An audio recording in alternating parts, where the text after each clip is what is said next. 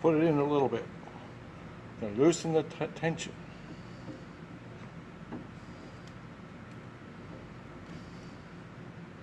Right, now we're going to take this back off.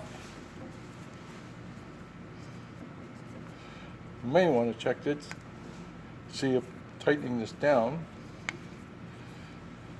that helps tighten the tension on your springs as well, so it's not, right?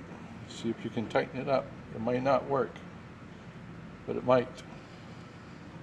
But you're going to need to loosen the tension as much as you can till it stops, and then take the handle back off.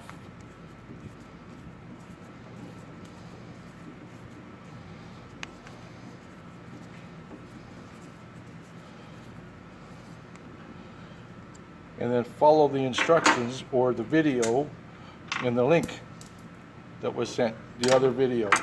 Okay?